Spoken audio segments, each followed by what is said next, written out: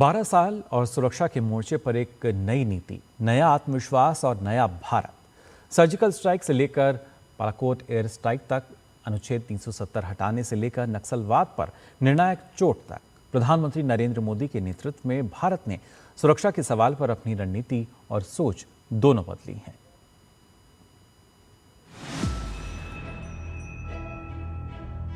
प्रधानमंत्री नरेंद्र मोदी के नेतृत्व में पिछले 12 वर्षों में भारत की राष्ट्रीय सुरक्षा नीति में बड़ा बदलाव देखने को मिला है।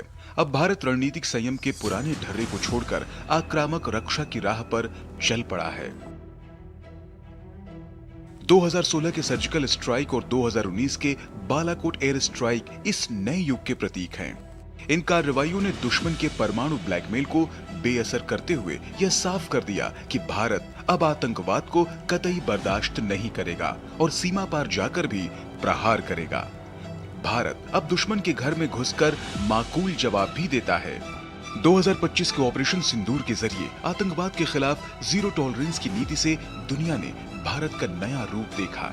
इस नीतिगत बदलाव ने वैश्विक स्तर पर भी आतंकवाद के खिलाफ भारत के आत्मरक्षा के अधिकार को एक मजबूत संप्रभु देश के रूप में स्थापित किया है।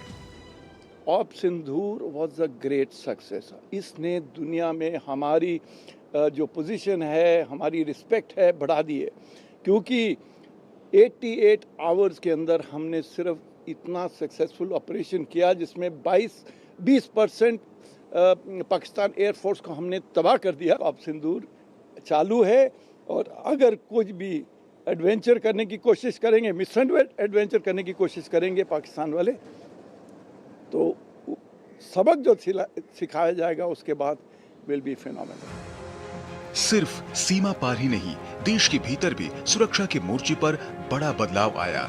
प्रधानमंत्री नरेंद्र मोदी के दृढ़ एवं निर्णायक नेतृत्व में नक्सल मुक्त भारत का सपना साकार हुआ है और अब विकसित भारत के विजन को प्राप्त करने की राह में एक और रुकावट दूर हो गई है। नक्सलवाद के प्रति अपनाई गई इस कठोर और स्पष्ट नीति की वजह से ही 2014 में जहां नक्सल प्रभावित जिलों की संख्या 126 थी, वहीं अब सिर्फ 2 जिले ही बचे हैं। मोदी सरकार की अचूक कार्रवाई में जहां दर्जनों नक्सली कमांडर ढेर हुए, तो वहीं हजारों नक्सली हथियार छोड़कर मुख्य धारा में भी लौटे। ये सभी नक्सली देश की विकास गाथा का हिस्सा बने। 5 अगस्त 2019 वो तारीख जब जम्मू कश्मीर के इतिहास में एक नया अध्याय लिखा गया। प्रधानमंत्री नरेंद्र मोदी के नेतृत्व में केंद्र सरकार ने एक ऐतिहासिक और निर्णायक कदम उठाते हुए जम्मू कश्मीर से अनुच्छेद 370 और 35A को हटाया। अनुच्छेद 370 हटने के बाद जम्मू कश्मीर और लद्दाख पूरी तरह देश की मुख्य धारा से जुड़े। 205 पुराने कानून समाप्त हुए और 130 कानूनों में संशोधन कर नई व्यवस्था लागू की गई। जम्मू कश्मीर में अब तेजी से विकास परियोजनाएं आगे बढ़ रही हैं। जो कभी असंभव लगता था, आज वही नया जम्मू कश्मीर बनकर सामने आ रहा है। कश्मीर अब देश के हर हिस्से से जुड़ गया है।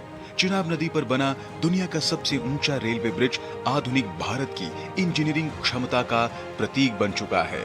वहीं पर्यटन के क्षेत्र में भी नए कीर्तिमान बने और घाटी में देश दुनिया से आने वाले पर्यटकों की संख्या लगातार बढ़ी। आर्टिकल 370 के ऑब्लिगेशन की बात करें, मेरे ख्याल से it was a golden period for us. उसमें मैं खास तौर से ये कह सकता हूं कि जो हमें सपोर्ट प्राइम मिनिस्टर के थ्रू हुआ है, government of India, ministry of tourism ने किया है, जो यहाँ हमें ओवरवेलमिंग टूरिज्म का एक रुझान यहाँ आ गया है, that was golden period for us. Kashmir का जो टूरिज्म हाइट जो गेन की 2022, 23 और 24 में, that has been best ever season for Kashmir. Modi सरकार ने सिर्फ सैन्य ताकत पर ही नहीं, सीमा पर बुनियादी ढांचे को मजबूत करने पर भी जोर दिया। 2020 के बाद भारत ने LAC और LOC पर सड़कें, सुरंगें, पुल, हवाई पट्टियां और संचार नेटवर्क तेजी से विकसित किए। सीमावर्ती इलाकों में कनेक्टिविटी बढ़ी। आज जब वो वंदे भारत देखते हैं, आज जब वो रिंग रोड देखते हैं, आज जो फ्लाईओवर्स देख रहे हैं, आज जो वो कंस्ट्रक्शन 6 लेन देखते हैं, आज जो वो श्रीनगर से जम्मू 4 घंटे में सफर करते हैं, ये सब तभी पॉसिबल था जब हमने कश्मीर को अपने देश के साथ इंटीग्रेट किया। प्रधानमंत्री नरेंद्र मोदी बार बार कहते रहे हैं, समृद्धि का रास्ता सुरक्षा से होकर गुजरता है। पिछले 12 वर्षों में भारत की सुरक्षा नीति में यही सोच दिखाई देती है।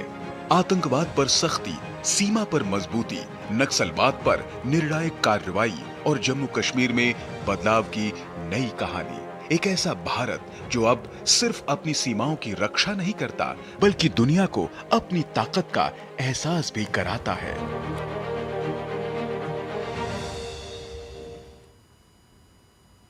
तो भारत हर मोर्चे, हर मैदान